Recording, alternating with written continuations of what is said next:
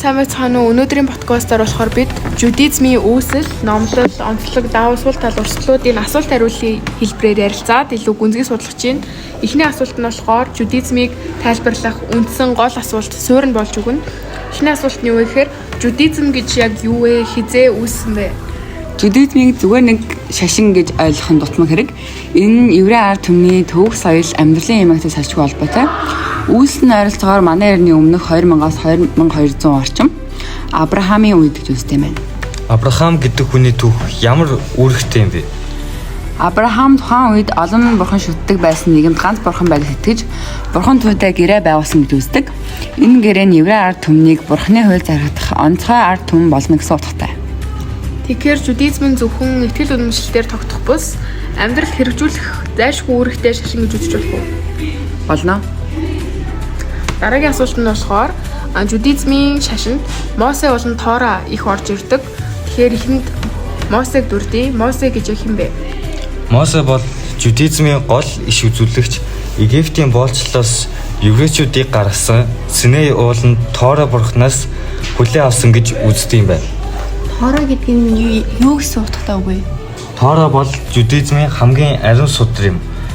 Дөрөвдөх юм бол бурхны хууль, ёс суртахууны заавар, хүн хэрхэн амьдрах тухайд заавар бүгд багтсан байдаг. Тэгэхээр Торог дагах нь жудизмын гол зорилго гэж ойлгож болох уу? Яг зөв. Дараагийн асуулт нь болохоор жудизмын гол номлол нь юу вэ? Хүмүүс юуг сургаж уриалдаг вэ? Нэгдүгээрт жудизмыг нэг бурхан байдаг гэж үздэг болохоор өөр бурхан шүтэж болохгүй. Хоёрдугаарт биелүүлэх ёстой үүрэг, хийх ёстой үйл маш чухал. Хүн зөв үйл хийх ёстой, шударга амьдрах ёстой гэж үздэг юм байна. Тамд яваачингийн ойлголт байдаг уу? Баг зэрэг бий. Гэхдээ жудизмын гол анхаарал нь энэ дэлхий дээр зөв хүн байх юм. Дараагийн хүмүүсийн нүнд сонгогдсон ард түмэн гэдэг нэг буруу ойлголттой байдаг шүү дээ. Тэгэхээр сонгогдсон ард түмэн гэж яг юу хэлдэг вэ? Сонгогдсон гэдэг нь бусаас илүү гэсэн утгатай ерөөсөө биш. Харин еврейчүүд нь бурхны хуулийг дагаж хүмүүсээ шударга харьцах онцгой үүрэгтэй ард түмэн гэсэн утгатай байна. Өөрөөр хэлбэл илүү эрх эдлэх биш, илүү хариуцлага хүлээх гэсэн үг мөн үү? Мөө. Дараагийн жудизмын онцлог нь яг юундаа байдаг вэ? Бусад шашнаас ялгарх гол онцлог нь юу вэ? Хамгийн том онцлог нь хуульд суурилсан шашин. Жишээ нь кошер хоол, шаббат амрал, гэр бүл, хүүхдийн хүмүүжил гэх мэт. Шаббат яагаад чухал вэ?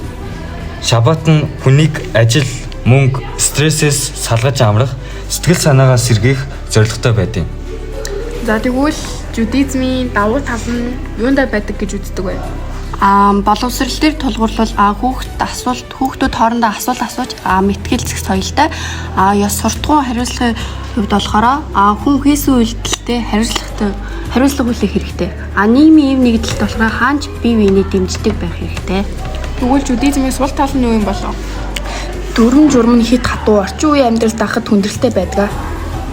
Мөн хаалттай шашин тул буцад хүндээ санагддаг. Тэгээд хөрөх үйл явцны урт шалгуур их өндөр байдаг юм. Тэгээд дараагийн асуулт нь болохоор урсгалуудыг нь юу гэж ангилдаг вэ? Онцлог нь юу вэ? Жудизмын урсгалыг ерөнхийд нь 6 ангилдаг гэж үздэг. Эхнийх нь болохоор ортодокс жудизм. Энэ болохоор 100% ингэх ёстой, тэгэх ёстой гэд дүрм журмын биччихсэн түүнийг л дагаж мөрдөх ёстой гэсэн байдаг.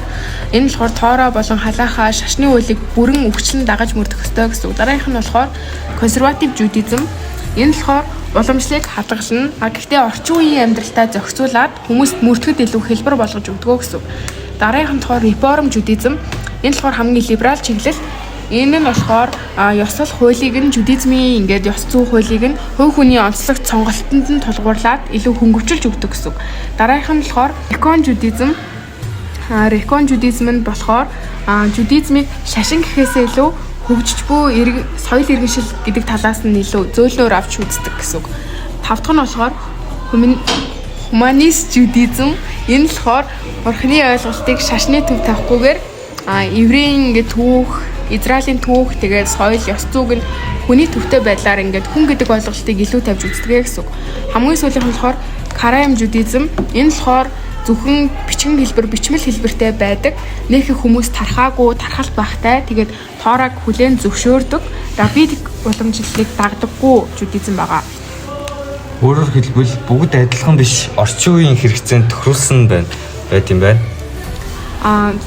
Сүүлд нь хэлэхэд жудизм болохоор зөвхөн итгэл үнэмшлэлээр тогтдоггүй амьдралын философи гэж үзэж болох юм байна. Тэгээд ертөнцид хүн хөл тавиад зөв хүн болох ёстой, шударга амьдрах ёстой гэснийг илүү чухалчилдаг. Бусад шашнаасаа түүгээрээ ялгаатай шашин байна. Давуу тал нь боловсрол ёс суртахуун эв нэгдэл байдаг. Сул тал нь дүрм матуу хаалттай шинжтэй юм байна. Ингээд өнөөдрийн подкаст өндөрлөж байна. Сонсогч танд баярлалаа.